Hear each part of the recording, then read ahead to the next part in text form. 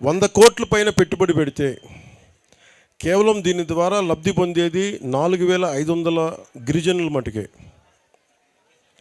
కానీ మేము ఎలా చూస్తున్నామంటే దీన్ని ఇక్కడ ఓట్లు వేయలేదు.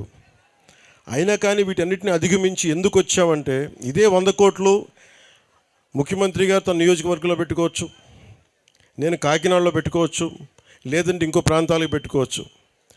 కానీ మీరు ఓట్లు వేసినా వేయకపోయినా ఎందుకు వచ్చాము ఇక్కడికంటే, మీ కష్టాల్లో మేము పాలు పంచుకుంటున్నాం, భాగస్వామ్యం తీసుకుంటున్నాం.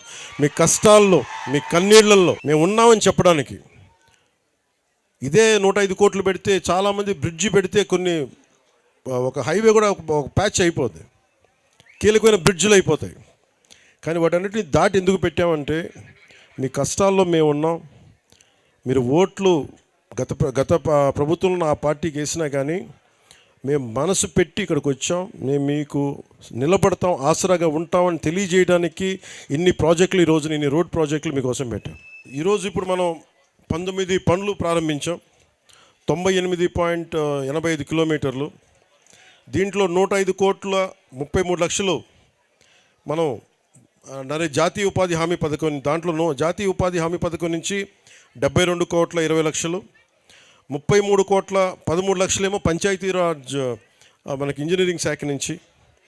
వీటి లబ్ధి పొందేది 72 గ్రామాలు, జనాభా 4369 మంది. సరిగ్గా చెప్పాలంటే అనంతగిరి మండలం పినకోట గ్రామ పంచాయతీ గుమ్మంతి గ్రామం నుండి రాచకిల్లం గ్రామం మీదుగా రెడ్డిపాలెం గ్రామానికి పంచాయతీరాజ్ నిధులతోటి 5.5 కిలోమీటర్ల మేరకు 5.86 కోట్ల అంచనాతోటి తారు రోడ్డు నిర్మాణానికి పంచాయతీరాజ్ ఇంజనీరింగ్ విభాగం ద్వారా పనులు చేయడానికి ఈ రోజున శంకుస్థాపన చేశాం. దీనివల్ల 249 మంది లబ్ధి పొందుతారు.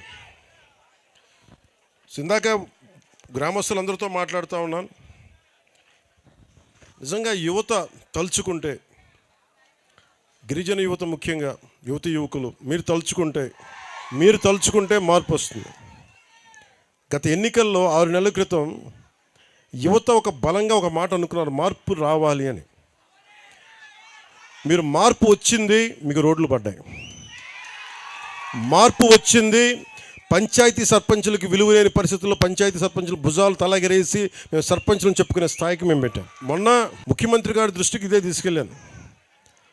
ఇద్దరం 1 గంట సేపు కూర్చున్నాం. గంట సేపు కూర్చొని మాట్లాడింది, మేము కూర్చొని వేరే ఏం మాట్లాడాలి. నేను మాట్లాడిందల్లా గిరిజన ప్రజల స్థితిగతుల గురించే మాట్లాడాను.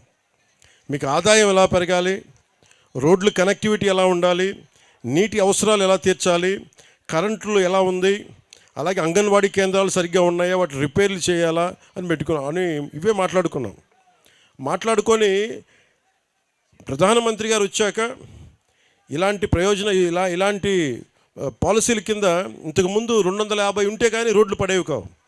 ప్రధానమంత్రి గారు వచ్చాక కనీసం 100 మంది ఉంటే చాలు రోడ్డు వేసేయమని చెప్పారు. ఆ పథకం కింద కొన్ని రోడ్లు. ఇది మన నరేంద్ర మోదీ గారికి మనం కృతజ్ఞతలు చెప్పుకోవాలి. ఆయన సంకల్పం, అది ఆయన మహాసంకల్పం.